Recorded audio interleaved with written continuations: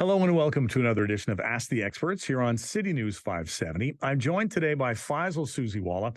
Faisal is ranked within the top 3 real estate brokers in the world for RE/MAX and was recently named Canada's top agent. Faisal began his career at the young age of 18 and has been providing outstanding results for over 30 years, most notably with RE/MAX Twin City Realty. And I found out today that Faisal was also just named to Galt Collegiate's Stairway of Excellence. Welcome back to the show, Faisal.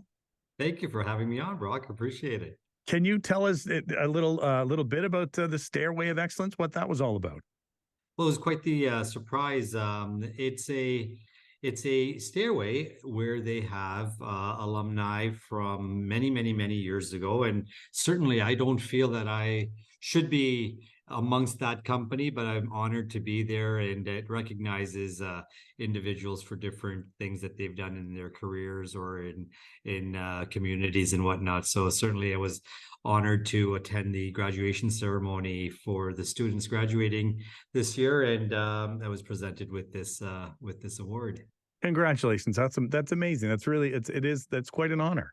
Thank you. It is. It is. I was really taken back. It was a very humbling experience, and it was great to go back to my former high school. And it was funny, just as I was going up on stage, my former math teacher, who made me go to summer school and failed me, um, said, "Now make sure you speak about the importance of education." And I'm thinking, okay, well, I completed grade 12 and went back for my OAC and didn't go to university.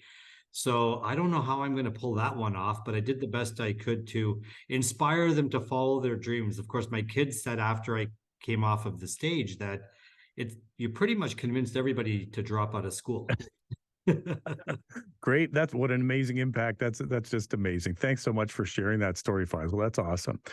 Listeners, if you're interested in any of the information we discuss over the next hour, reach out to Faisal. You can start your journey at homeshack.com. You can call him directly, 519-624-5555, or email Faisal@homeshack.com. Lots to talk about today, Faisal. We know rental prices continue to creep upwards. What were Canadians looking at over the last month or so when it comes to rental prices? Well, the average rental price in Canada surged to record highs in October.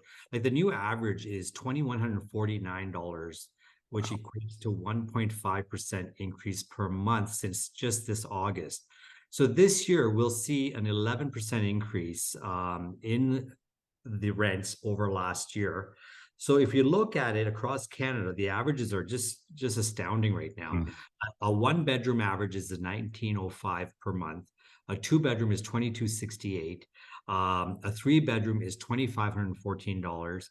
And now in Nova Scotia and Alberta led the growth in rents, followed by British Columbia. So those are the highest rents across Canada, and they've had the highest growth. So Ontario still has the second highest rent average at $2,486 per month, which is and you look at average household incomes, it's just astonishing. How does one really afford rent, car payments, groceries, putting kids through school, paying for extracurricular activities? It just doesn't. Now, the most affordable throughout Canada are Saskatchewan and Manitoba, $1,115 per month and $1,431 respectively. So, there are affordable places in Canada, and we're seeing that movement now where folks are leaving the province of Ontario or British Columbia and moving into these provinces, especially if they're, working from home or in IT or transportation. They can certainly look at other options, but it is a difficult task right now to keep up with those payments.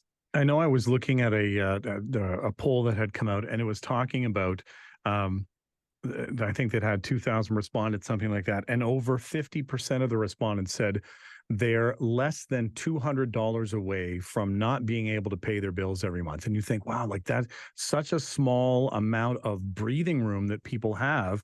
And if the rates keep going up, that breathing room just gets smaller and smaller. Yeah, it is difficult to keep up. In even good times, it's difficult. So imagine what it is right now. So when we make the jump to 2024, what can folks expect when it comes to rent increases? How are they set, and what would we be looking at percentage-wise as we're heading into the new year? So the rent is increasing by 2.5% coming into 2024. Okay. Now, a lot of landlords don't quite have a grasp on what the proper protocol or procedure is in giving that rent increase. Right. So, let's just look at some of those things. So, first of all, you have to give the notice 90 days before the date that the increase will be initiated. Now, you can give that notice in several different ways. So, one is to hand it directly to the tenant or an adult living in that rental unit. That's Okay. number one. Or leave it in the tenant's mailbox where the mail is ordinarily delivered. So don't put it into a community mailbox and hope they get it. Place it under the door of the rental unit through a mail slot or in the door. Okay. Send it by fax or fax machine if anybody still uses fax, either to them or to their place of business or place of work. You can send it by courier. Okay. You can send it by mail, put a postage stamp on it and send it. But what you cannot do is go to their home and post it on their door. And a Wow. lot of times people assume, and myself included, for years I thought, oh, the best way to make sure is forget putting in the mail. Let's just go to their house and put it on the door so that they get. So that is not a legal way of providing notice to your tenant. So just be very mindful in how you're doing it. Look, I know it's difficult. 2.5% again is a lot of money. If you're paying $2,000 per month, that's another $50 that they're adding on to. And every, like you said, most people are $200 away from not being able to meet their financial obligations every month. So, that extra $50, $75 is going to be a lot of money. But from the landlord's perspective, those rate renewals have caused just chaos, and mortgage payments have doubled or tripled in some cases. So that's a necessary evil at this point. And it's you're kind of hit on both sides. We've talked about this before. The renter is going to be paying more. The landlord has to be paying more as well too when it comes to the mortgages, and it seems like no one at this point is really able to get very far ahead, and that's the way it probably is going to be for a little while. But we've also said that there is some light. If we look, say 2 years out, there's going to be some light at the end of the tunnel. So that's good news. Another piece of good news: the province, when it comes to HST on new rental builds, what do we know that they've decided to do?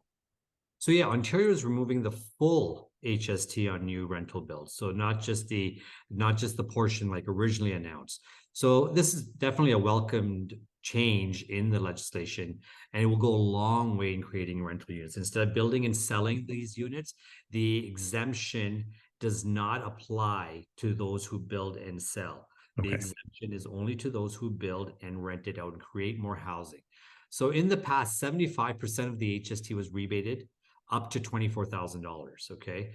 Now the new will create a situation where 100% will be rebated.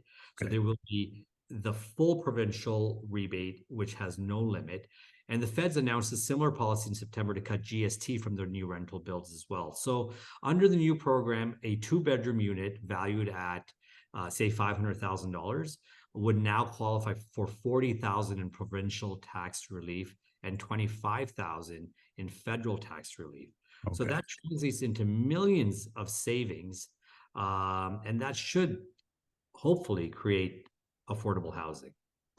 Have you seen in the last month or so, sort of? I know we're heading into the colder months, and construction isn't necessarily something that's at the front of everyone's mind. But are you getting a sense that people are kind of turning the corner and they're starting to look at the idea of building now that there are these incentives being put in place?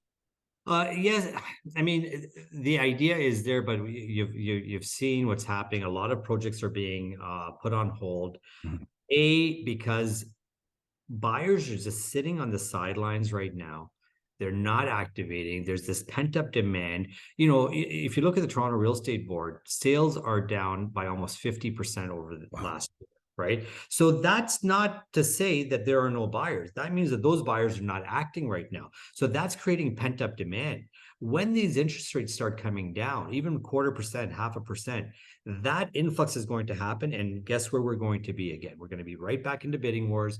We're going to be right back into that herd mentality where if you're buying, I'm buying. If you're not buying, I'm not buying. So this is going to happen. This vicious cycle is going to continue because we still are in a housing crisis. We do not have enough homes to take care of the population that we have. So it's going to be a hit and miss. But yes, we are seeing that these incentives are creating opportunity for builders. Let's hope that these builders are going to pass on some of those savings. But the good news here is that that incentive comes with a condition. You cannot build and sell. You have to Right. build and hold and create more housing. Hopefully that's affordable housing. There's CMHC programs that are contributing towards affordable housing. So there's a lot of options out there. And I think that most developers are now pivoting towards build and hold. Perhaps they're going to do it for 3, 5, 7 years, convert it into a condominium at some point and sell off units door by door when that opportunity comes. But right now, this is the route I think most builders are going to start taking. Good news to end off with. We're coming up on a break here on Ask the Experts. When we come back, downsizing do's and don'ts. Stay with us here on City News 570. Welcome back to the show. My guest today is Canada's top real estate broker and author of the book, The Real Deal, billion-dollar real estate broker, Faisal Susiwala. Listeners, if you'd like a chance to chat with Faisal yourself, you can start by going to homeshack.com. You can also call Faisal directly, 519-624-5555, or through email, faisal@homeshack.com. Faisal, many of us might be at an age where we're looking at the idea of downsizing. It, maybe retirement is around the corner, or the kids have left the nest. In your mind, what would be the best advice that you would give to people in this position? And when I say people in this position, I'm talking about myself, really, at this moment. But that idea of what would work if you're looking at downsizing.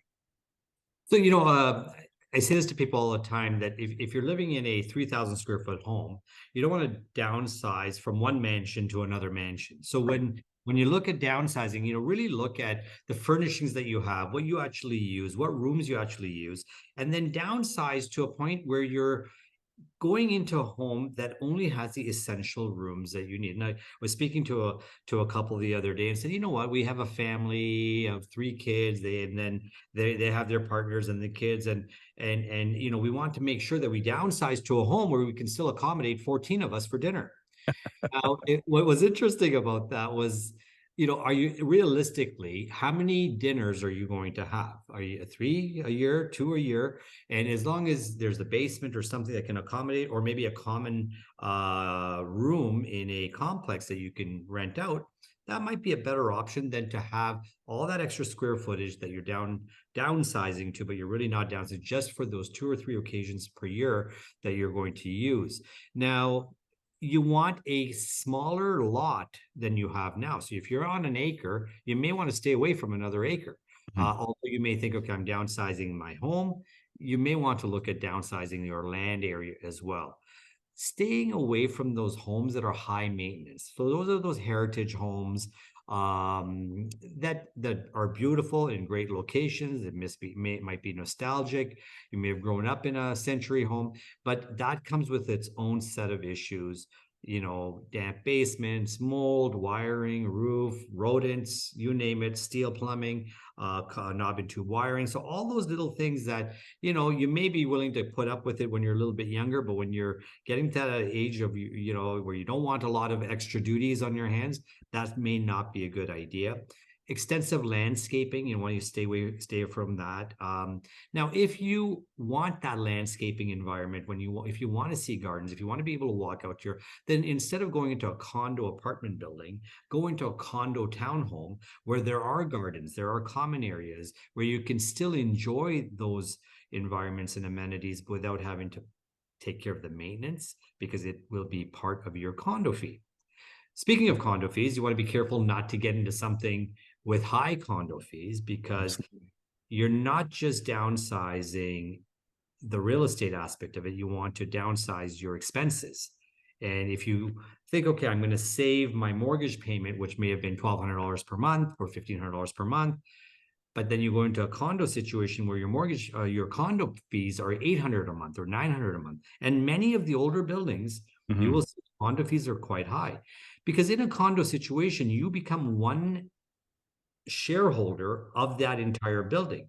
Right. And if there's a major problem or a major renovation that's happening that costs $100,000 and there's 20 of you living there, well, your share is going to be $5,000 in that. So again, watch out for those things. Look at the status certificate. Make sure that you're not buying into something that's going to be requiring a lot of maintenance. So maybe look at something newer as opposed to something older. Watch out for those high assessed neighborhoods. So Okay. we know, like in Kitchener, Waterloo, Guelph, Cambridge, there are neighborhoods that have beautiful homes, but the assessed values on those homes are high. Therefore, the property taxes are high. Now, Right. if you move into a neighborhood that is highly assessed because of your neighbors, chances are your property taxes are going to be related to that assessment as well. And you will see probably higher taxes than you would if you took the same home in an area that wasn't so highly assessed from a tax perspective. And then you want to watch out not to, a lot of people say, you know what, I want to get out of the hustle and bustle of city living and all this traffic and all this noise and all the density here. So I'm going to move out into a rural area. Well, again, that comes with its own set of problems, because Right. now you may be on well, you may be on septic, you may have to have oil heating or propane heating or electric heating, and it could get very costly. So again, where you think you're saving and where you think you're going to find peace, you may not, because the cost of it may take your peace away. And lastly, the amenities may not be close by. Right. So, as we get older, healthcare is important, accessibility is important. Getting into some rural environments, roads may not be great. You're commuting in for groceries. Your family may not want to come visit you if you're out in the boonies. So again, all of those things are some considerations you want to take and stay away from things that are multi-level. Right. Um, you know, I think I can speak for myself. You're probably in your 30s or 40s, but I'm in my 50s now. So, so I can tell you, I would think twice before getting into a home with lots of stairs, because you don't want to continuously have to move, because the cost of buying, cost of selling, commissions, legal fees, land transfer tax, all of that can be extremely expensive. So whatever money you may think you've made on your home, you're actually giving it all back in the cost of moving. So you want to try to make it your forever home and get into a retirement community or a home that you can literally retire in, not have to move again. And I think too, you bring up some really good points. That idea of, I think 50 years ago, maybe the idea was that, it was the house that you bought, you lived in it, and you died in it. And these days, that's just not the case. If there are rooms that are sitting empty for months at a time because no one's actually sitting down to a big meal in the standard dining room, or the basement is just used for the laundry, or whatever it happens to be, that space would be better served with a family with younger kids, that are willing to take that on. Is there ever a time, and I don't know if it would be now, when interest rates are, they're up there right now, where someone would make the decision that they want to downsize, so they would look at renting a property for a year or two, looking to see if the prices are going to come down, and then make that decision to get into another purchase? Or is that just kind of throwing the money out the window? I mean, you've been at this for a while. What's the best suggestion in a situation like that? So, if we look at the rearview mirror, I would say that February of 2022 would have been a great time to sell your beautiful home and go into a rental for a year, because you could buy that home back today at probably a 20 or 25% discount. When we're in this market right now where, values have really declined, you're already 20 or 25% below what you would have gotten in the peak market. And if you choose to go into a rental market, and I've got a very optimistic sort of view on what will happen in the next year and a half. If you get into a rental property, first of all, the rents are quite high right now because landlords need to cover their mortgages as well.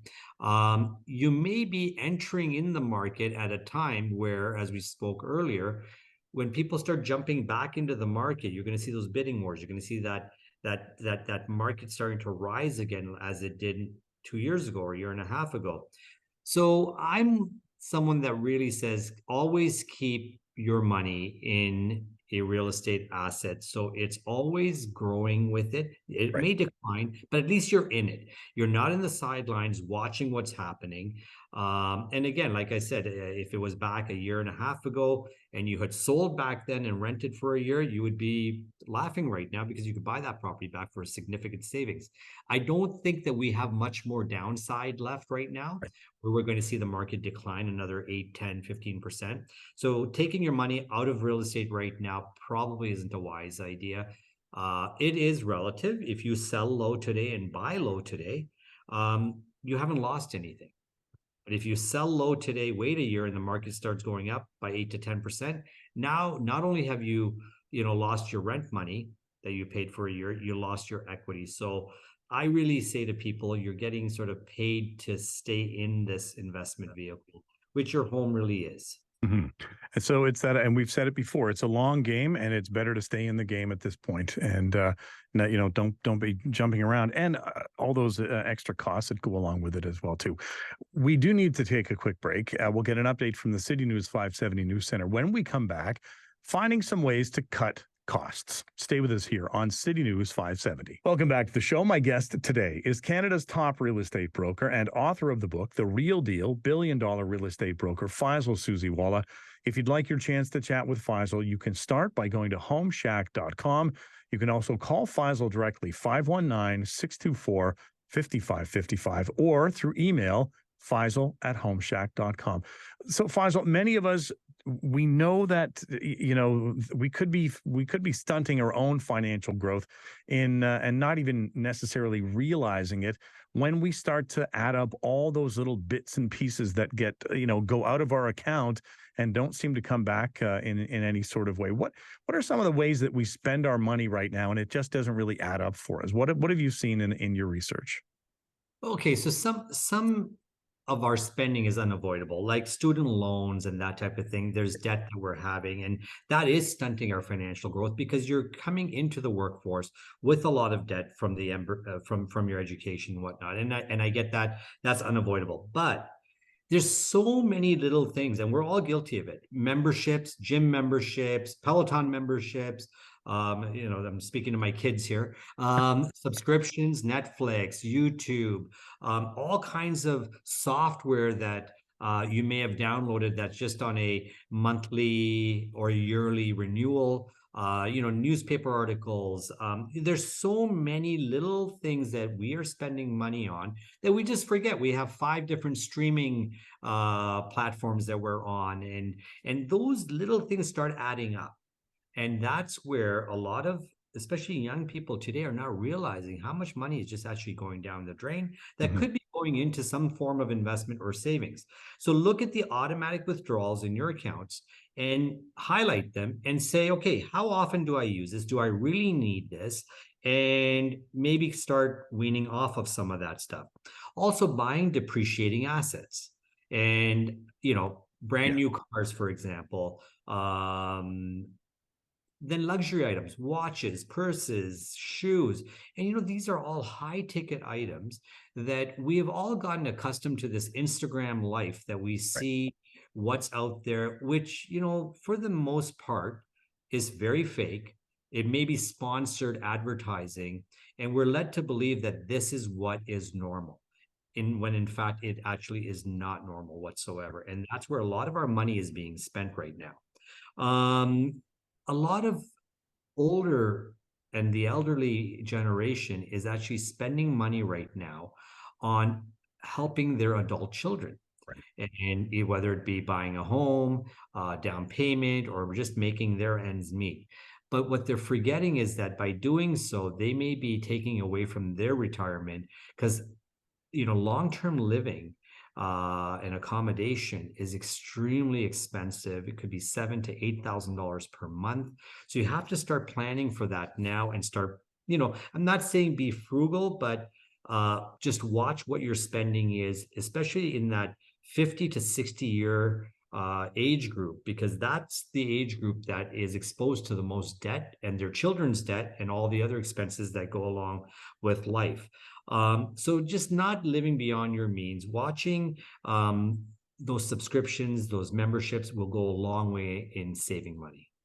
And I think we see it. Oh, it's $10 here, it's $15 there. It's not that big of a deal. But one of the things that I'll do every now and then is kind of backward budgeting. Go back through the last 2 to 6 months and look at, well, where has the money gone? As you're saying, you've got to pay the phone bill, you've got to pay the hydro bill, all of those things. But the miscellaneous spending, or the as you're saying, all those extras, there are ways to cut back on them. And if you don't, sometimes you'll come across something and think, oh, I don't even, I forgot that I had that, and it's still going onto your credit card statement, or it's still going on there. So it's a good idea just to every now and then clear the cobwebs out and take a look at everything. And great idea for sure. I like that idea you're talking about, that Instagram life, right? That's not real. You've got to look at the real picture. If we shift our focus a little bit and we look at another topic that a lot of us have been dealing with, insurance premiums, for example, they seem to be increasing. What are you seeing, and what are your clients telling you when we're looking at insurance premiums? So yeah, again, I looked at my own portfolio and I said, where am I spending a lot of money and where are my premiums really high? So these are all cost saving measures, right? Yeah. And I looked at my insurance and I saw that a lot of my deductibles, like on my home, was $500. On my cottage was $500. On my cars, it was $500. And I'm thinking, okay, just out of curiosity, I called my insurance broker and I said, what if I increased my deductibles to 5,000, 10,000, or 1,000? Now, again, whatever your tolerance is, Right. whatever your threshold is, that's what you should. So if you're comfortable, God forbid that there's a major catastrophe, what can you afford to put out there and still feel okay about? And let's look at the practicality of it. If you have a water leak in your basement, or your water furnace, or your water heater breaks, and you have some carpet damage, and let's just say the cost of replacing that carpet is $1,000. Mhm. Now, deductible is $500. Are you going to call, and most people do, by the way, which they shouldn't, they're going to call the insurance company and say, I had this problem. The carpet's going to get replaced for $1,000 or $1,500. You're still paying the $500 deductible. Your insurance premium is going to go up That's right. because of the claim. Not only that, now you have a claim on your insurance policy that shows up on your record. So when someone else wants to buy your home and they do a search, they can find out that you've made a water claim. And I'm not suggesting hide anything, but I'm Mhm. suggesting if it was something minor, you're not going to put it through your insurance company, or you shouldn't at least. So I looked at my own premiums and I said, okay, just for fun, let's go to $5,000 on my home. So anything less than $5,000 damage to my home, it's unlikely that I'm going to go through my insurance. So why not increase my insurance premium to my deductible to 5,000? It brought my home premium down by about 35% on my home Wow. insurance. Okay.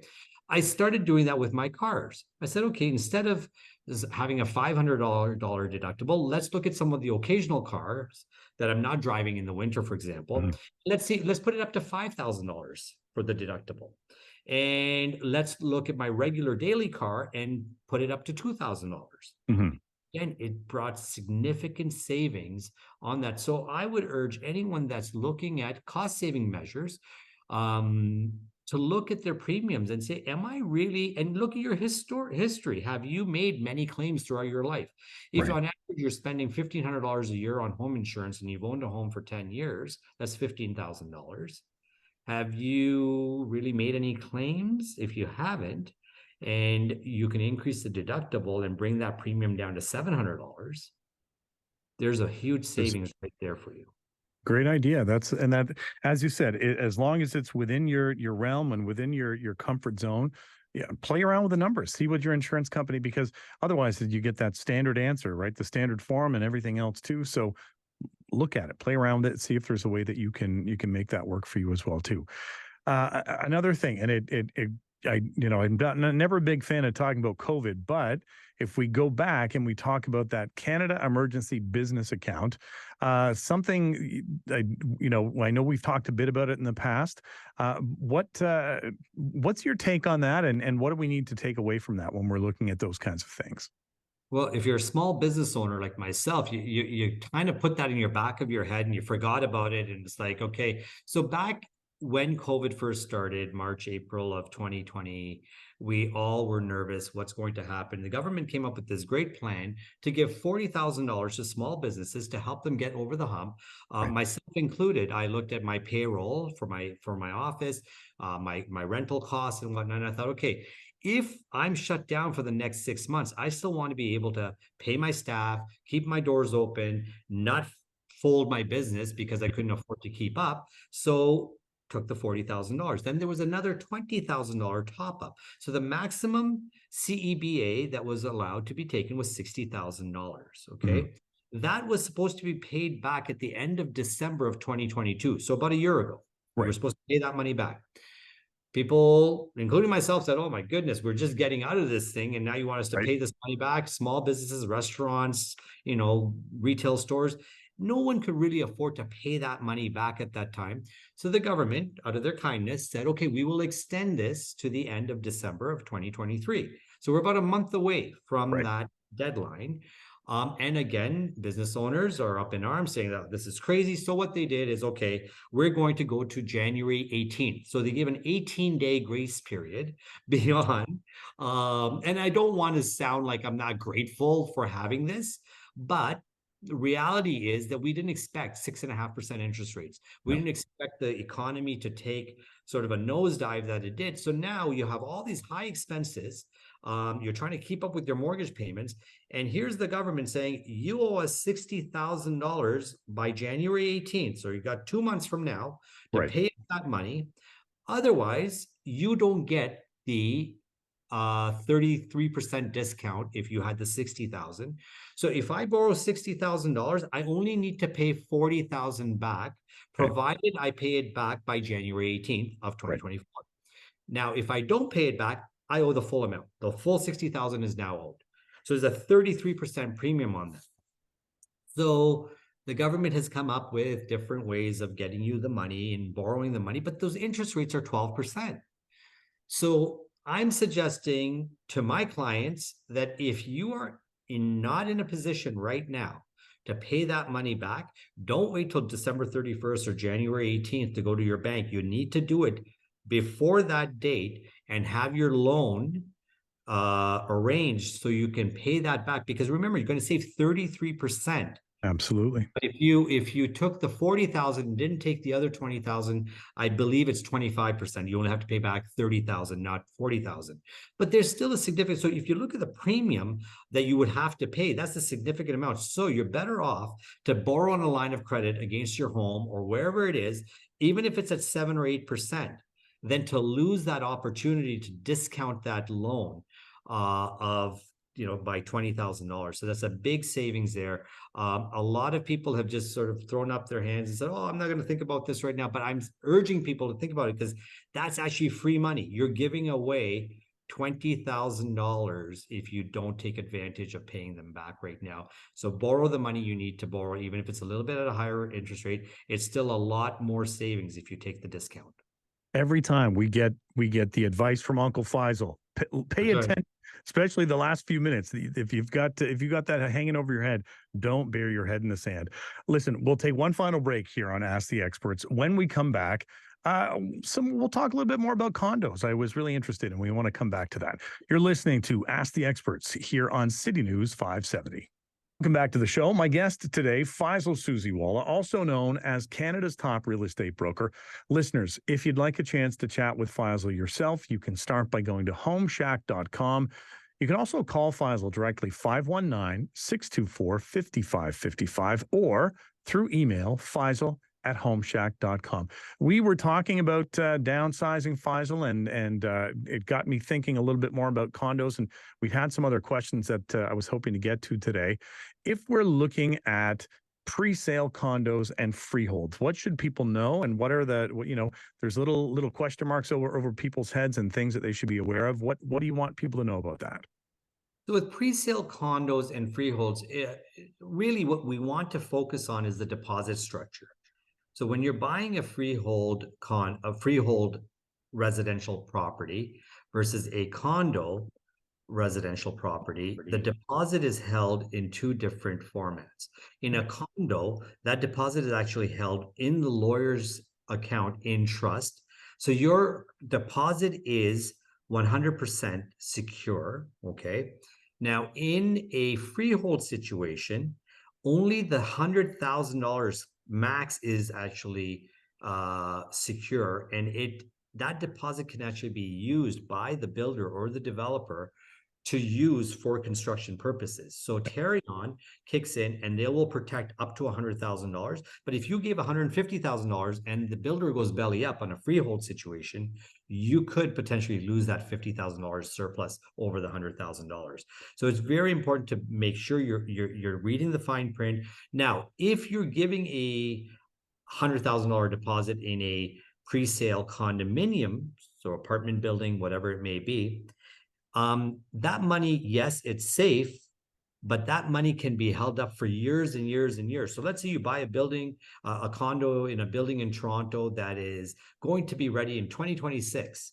Hmm. Well, they may have until 2030 to complete that project. So although you thought it was going to be ready in 2026, they keep giving extensions and extensions and extensions. Your money is still held in trust, so it's still safe.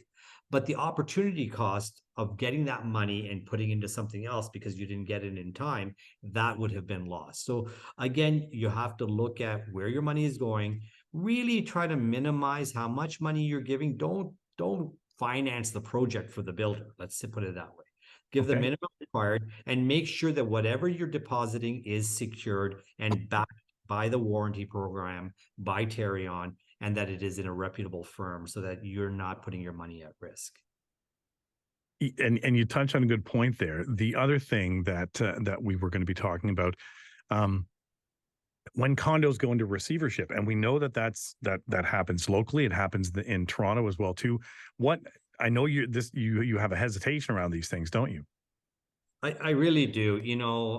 I've been a huge skeptic of high-rise condos, especially in our region. I'm not a big fan of it. And builders and developers, don't like me for saying this, but I have no problem saying it. They are not experienced enough to take these projects from the concept to completion. Okay, so and we've seen proof of this, unfortunately, in very recent times. We saw that one bloor that just went into receivership, and it's called The One, and $1.6 billion in unpaid debt. Wow. Now, the people who bought in that complex, their deposits are still safe. But when will they ever get access to them? Because they stay in trust. So now they're going to try to find somebody to bail these people out and do what needs to be done. If we look closer to home in the region of Waterloo, you've probably seen the crane is, I think, gone now on Highway 8, going towards 7 and 8 highway cutoff there. And that's Elevate. It's now in receivership. Right. And that has $64 million in debt right now. So again, those people who thought they were supporting, local, and they're buying a condominium and they're going to retire in this or they're going to invest in this. And this is where I've said the realtors are responsible to do their due diligence to ensure that they're not just forcing people or convincing people to buy into these condo projects, because they're being paid very handsomely by these developers, by these builders. And that's why you see a $64 million debt, because they put themselves into all kinds of debt, whether it be, paying out these brokers to bring these buyers in and selling at inflated values. Unfortunately, their money is stuck for a while until something gets figured out. And that's just Tower 1. There was supposed to be 4, I believe. That's right. That's Tower 1. They couldn't get that off the ground, really, unfortunately. So what's going to happen to the next ones? So really, someone's going to have to come in. A big player, I believe, was going to need to come in and bail these smaller condo projects out in order to create. So again, if it sounds too good to be true, And if you're being convinced to buy something, really, really scrutinize it and get some advice before committing to it, because I'm not a big fan of any of these projects. And know who's behind these projects, know how deep their pockets are, and know that they're in a position to take that project to completion. Otherwise, just walk away. Wait till it's done and buy it as a resale. That's what I was going to say, is that idea of, once it's up there and that people, people are in there and they're happy, and, there's no leaks and there's no structural concerns. If you can wait for it, then that makes a lot of sense. And we've talked about this before in the past, that the whole landscape, you look out your window these days in KW, and it's all changing, and it's changing rapidly. And change is difficult, but change can be good in some ways, obviously. But like you're saying, do your due diligence and demand that sort of transparency to say, know what it is that you're getting into. Don't get into a situation where they're going to overextend themselves, and then all of a sudden you're left sitting there with nothing really. At the same time, I know that we're also seeing maybe some smaller, maybe 10 or 20 unit builds going up. Does that seem to fit more into the style that we look at in KW, or is even that can that be a problem in some ways? Yeah, and I'm not by any means trying to paint everybody with the same brush. There are some great developers, great builders in our community, ones who have made successful projects in our community and have allowed our communities to thrive. So, I commend them for what they've done. I commend them for the risk that they've taken, and we can see the results of what they've created. And there are great projects in Cambridge, there are great projects in Kitchener-Waterloo, and they're all hometown builders that have really put their heart and soul and put their money at risk to do these. But when you get into some of these other projects where someone who has no idea what they're doing gets people to sort of shove these down other people's throats and say, this is a great project, you should buy in here. So you've got to be careful not to engage in that. But the mid-rises, I think, are a great option. So those are, up to 6-7 stories. Those are great. When you get into something that's, 20, 30, 40 stories, know who you're getting into bed with here.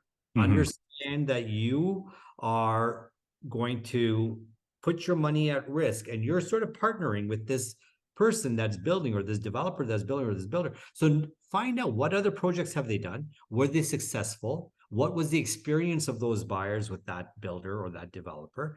And if all the boxes are checked, then move forward with it.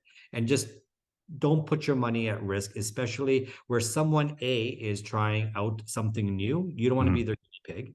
And number two, where the pricing is so high and they're charging you future value for something that they're trying to sell you today. So if you can look across the street at a building and it's selling for the same price point as you're buying brand new, buy it. If it makes sense, then buy it. But don't buy it on the idea that, by the time it's built in 2027, it'll be worth what I'm paying for it today. That's a foolish move. And most buyers have done that, unfortunately, and now they're paying the piper. I like that point that you made about the idea of hometown builders, because they have, they might have been around for generations, or they might have been around for the last decade, but they know their clients. They know that they're being judged by the community that they belong to, and there's something to be said for, they always talk about buy locally. Well, it's the same idea, and the fact that you're trusting in someone who is already invested in Cambridge, or in Waterloo, or in Kitchener as well too. Important point to bring up there. And I think that also lends credibility to the whole project as well. It really does. And like I said, there's some fantastic local builders, and, reach out to your real estate community, people that you trust, and ask those questions, and I'm sure you'll get the right answers. Faisal, always so many things that I want to talk more with you, and that just means that you have to come back, so that's great. I want to thank you for coming on the show today. It's always a pleasure to chat with you, and thanks for giving us some of your time today. Thanks for having me on, Brock. Always my pleasure. That was Faisal Susiwala, Canada's top real estate broker, recently published author of The Real Deal, billion-dollar real estate broker, and someone willing to share his thoughts on the current real estate market. Big thank you to our technical producer, Devin Robertson. He pushed all the right buttons today. And thanks to you, listeners, for joining us. You've been listening to Ask the Experts here on City News 570.